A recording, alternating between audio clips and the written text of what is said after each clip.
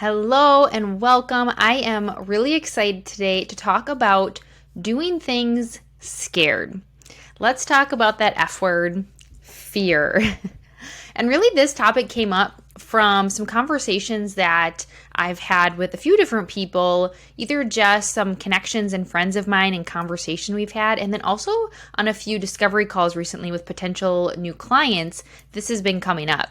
So, this idea of starting to do something new, and how do you manage the worry and the fear that comes along with it? I know that was one of the things that a lot of my friends said to me when I've made transitions, like leaving, my corporate job to take a role in a different industry, and when I started my business and putting myself out there, people's like, how do you do that? Aren't you scared? Aren't you worried? Aren't you afraid? And yes, of course I am, right? Like, of course I am. And so I really wanted to talk about this. And in particular, there was one conversation I had recently with someone who wanted to start doing more public speaking. So that's one of the things I do, is I'm a speaking coach as well. And so she actually wanted to start doing more public speaking for herself and creating a business around that. And there's this fear there around what that path would look like to potentially leaving her job at some point, and just what it looks like to get started in something for yourself, maybe something that isn't as laid out or as stable, and what the transition looks like. And she just had some questions for me, like, how did I do that? How did I navigate those feelings? And here's the thing, is this same thing can be applied if you are looking to switch companies, if you're looking to switch roles, or maybe take on a higher level position or role, or take on more responsibilities, if you're looking to start a business, a side hustle. Whatever the thing is that's keeping you scared, this can apply, right? Because the fear is real and the fear is there. And I don't think that there's benefit in trying to shove it down or ignore it, or what I call sometimes that toxic positivity of like, it's fine, it will be okay. Like, yes, and let's also hold space for and acknowledge the fear, like that we might be scared or just really scared of the thing that we also really want. And I think the power actually comes in embracing that fear, in acknowledging it and really feeling it. And just because you're scared, it doesn't mean that it's not a good choice for you still. Just because you are scared does not mean that it's not a good choice for you still. So oftentimes what people do is they feel like they have this fear, and so maybe they're telling themselves like, oh, I'm not ready yet. Like, I don't feel, I'm nervous, or I'm too scared, so I must not be ready yet. And that's not necessarily true, because when will you feel ready to make this big change or to do this big thing, right? When would you not have fear? When would you not have fear to do something new? And the answer is probably never. Like, you would probably never do the thing, right? So feel that fear, but do it anyways. If it feels right, feel the fear, but do it anyways. Acknowledge that you feel this fear for reaching out for a new opportunity, for trying something different, for putting yourself out there, for being more vocal, for using your voice more at work or in your business, and acknowledge that it's scary. And don't let anyone else tell you that you shouldn't feel that fear, that you shouldn't. It's just like, if you need that lesson, go listen to last week's episode. We were talking about stop worrying so much what everyone else thinks. It's okay to feel however you feel in this moment.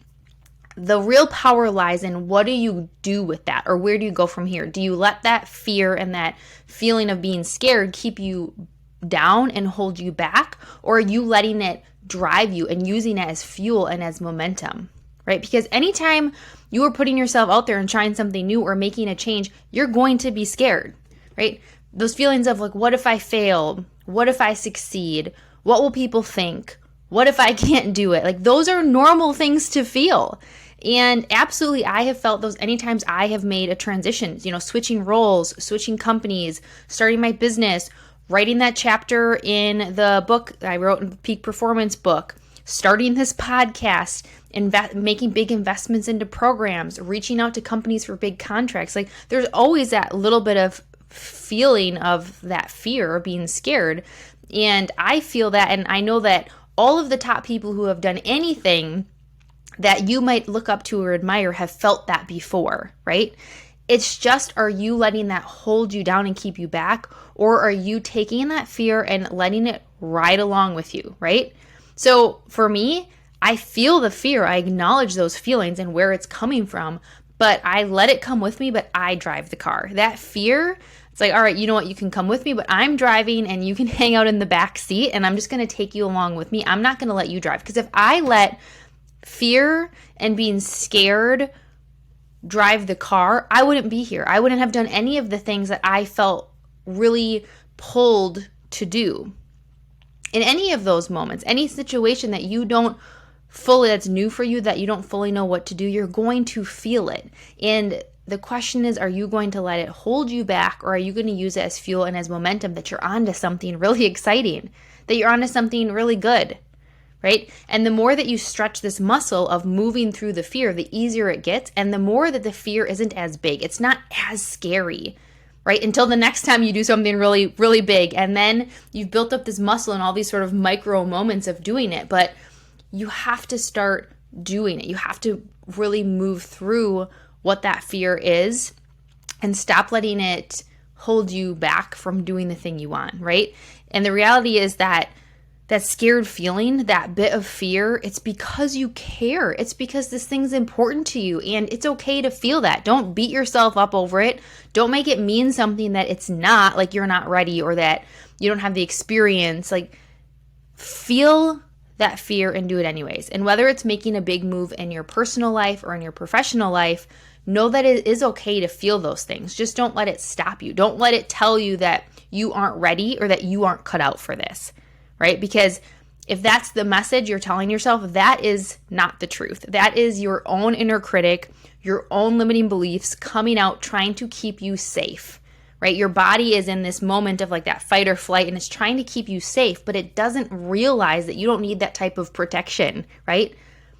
You don't want to stay safe. You don't want to stay where you're at because you are feeling this pull to have a change, to have a bigger impact, to have more freedom or flexibility or joy or ownership or leadership, whatever it is. And you don't want to let that fear keep you from finding that, because it's out there. All of those things that you are looking for and feeling this pull to do, they are out there, and they're on the other side of letting that fear stop you.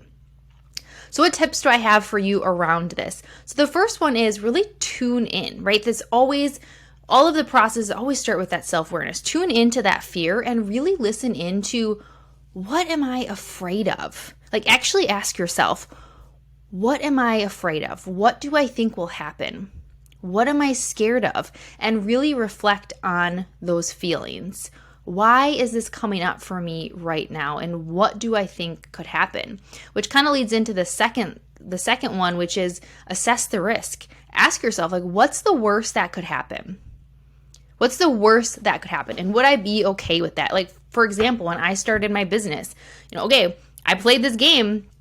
What's the worst that could happen? I fail and I have to go back and work somewhere else. And I said, am I okay with that? I was like, yes, I am okay with that, because if it doesn't work out, then I still absolutely loved the work that I did working in leadership development and training. And I know there's tons of other companies. This is what I literally did. Like, there's tons of other companies, and I have such a big network and so many amazing, connections that I could reach out to any of them and I could get an opportunity. And I did this for myself.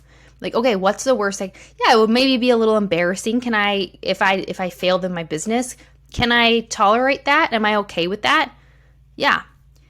And then on the reverse side, I say, what's the best thing that could happen? And oh my gosh, does that light you up when you think of that?